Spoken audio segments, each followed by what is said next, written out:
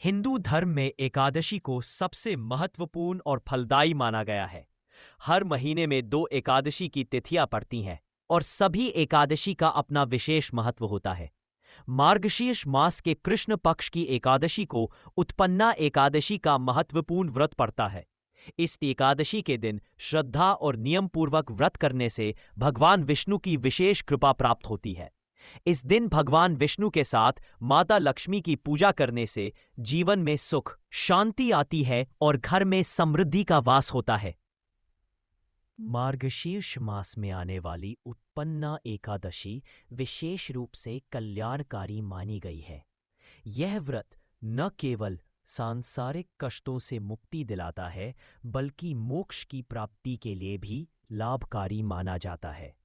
हिंदू पंचांग के अनुसार एक सबसे आगे उत्पन्ना एकादशी की तिथि 15 नवंबर 2025 को मध्य रात्रि 12:49 से शुरू होकर अगले दिन 16 नवंबर 2025 को सुबह 2:37 तक रहेगी।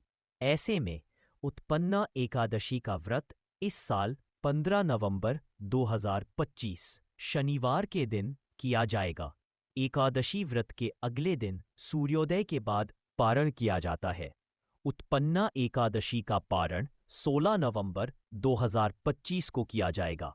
इसके लिए 2 घंटे 6 मिनट का समय मिलेगा। दोपहर 1:10 से लेकर 3:16 तक पारण का समय है।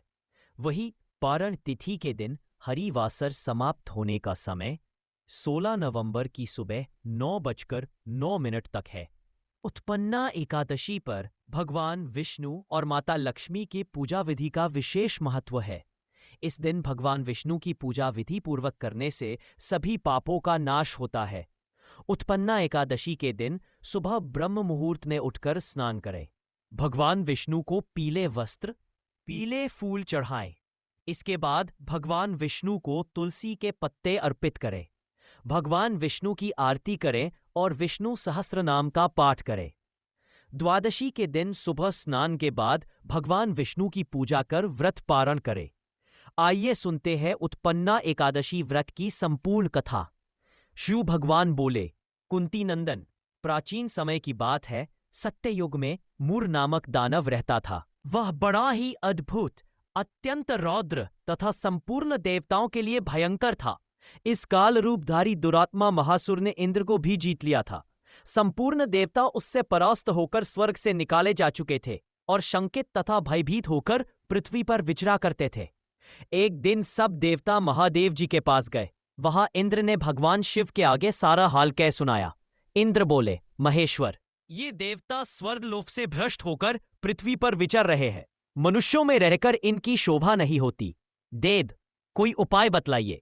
देवता किसका सहारा ले? महादेव जी ने कहा, देवराज, जहां सबको शरण देने वाले, सबकी रक्षा में तत्पर रहने वाले, जगत के शरण देने वाले, सबकी रक्षा के लिए तत्पर रहने वाले जगत के स्वामी भगवान गरुड़ ध्वज विराजमान है, वहां जाओ। वे तुम लोगों की रक्षा करेंगे। भगवान श्री कृष्ण कहते हैं, युधिष्ठिर, महादेव जी की बात सुनकर परम बुद्धिमान देवराज इंद्र संपूर्ण देवताओं के साथ वहां गए। भगवान गदाधर क्षीर सागर के जल में सो रहे थे। उनका दर्शन करके इंद्र ने हाथ जोड़कर स्तुति आरंभ की। इंद्र बोले, देवदेवेश्वर, आपको नमस्कार है। देवता और दानव दोनों ही आपकी वंदना करते हैं। पुंडरीकाक्ष, आप दैत्यों के शत्रु हैं। मधुसूदन, हम लोगों की रक्षा कीजिए। जगन्नाथ, संपूर्ण देवता मुर नामक दानव से भयभीत होकर आपकी शरण में आए हैं। भक्तवत्सल, हमें बचाइए। देवदेवेश्वर, हमें बचाइए। जनार्दन, हमारी रक्षा कीजिए, रक्षा कीजिए। दानवों का विनाश करने वाले कमल नयन, हमारी रक्षा कीजिए। प्रभु, हम सब लोग आपके समीप आए हैं, आपकी ही शरण में आ पड़े हैं। भगवान, शरण में आए हुए देवताओं की सहायता कीजिए।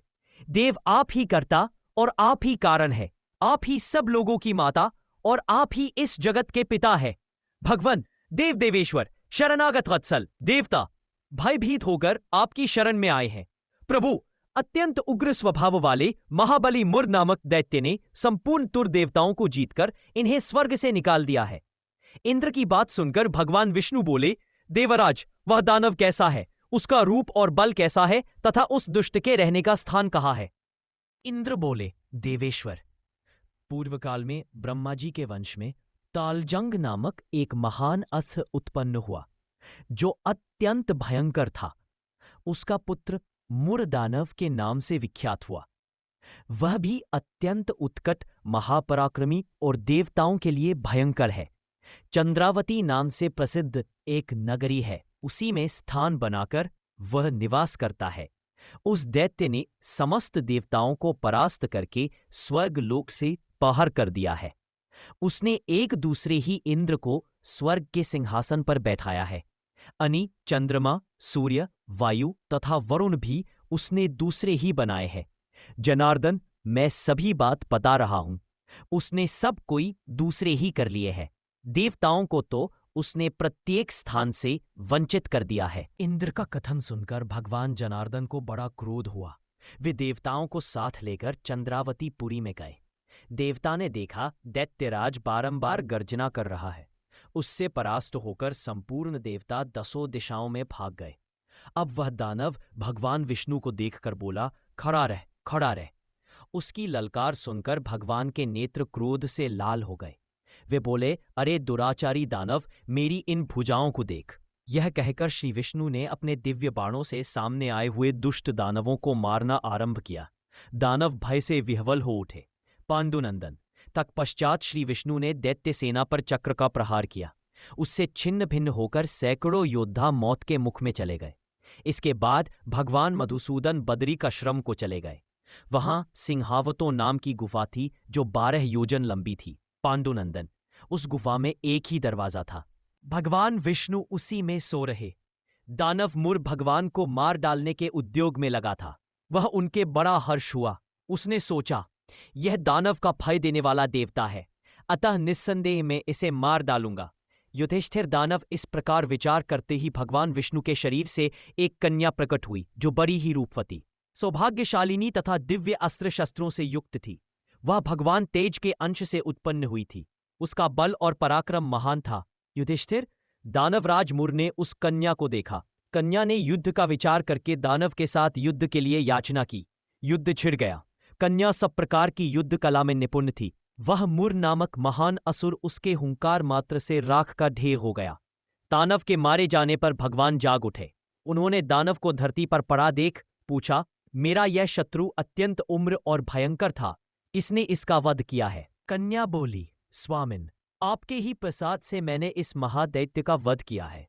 श्री भगवान ने कहा, कल्याणी, तुम्हारे इस कर्म से तीनों लोकोक्त मुनि और देवता आनंदित हुए हैं। अतः तुम्हारे मन में जैसी रुचि हो उसके अनुसार मुझसे कोई वर मांगो। देव दुर्लभ होने पर भी वह वर मैं तुम्हें दूंगा, इसमें तनिक भी संदेह नहीं है। वह कन्या साक्षात एकादशी ही थी। उसने कहा, अगर आप प्रसन्न हैं तो मैं आपको कृपा से सब तीर्थों में मैं प्रधान, समस्त विघ्नों का नाश करने वाली तथा सब प्रकार की सिद्धि देने वाली देवी हो जाऊं। जनार्दन, जो लोग आप में भक्ति रखते हुए मेरे दिन को उपवास करेंगे उन्हें सब प्रकार की सिद्धि प्राप्त हो। जो लोग उपवास, नक्त अथवा एकभुक्त करके मेरे व्रत का पालन करें उन्हें आप धन, धर्म और मोक्ष प्रदान कीजिए। भगवान बोले, जैसा तुमने कहा वैसा ही हो।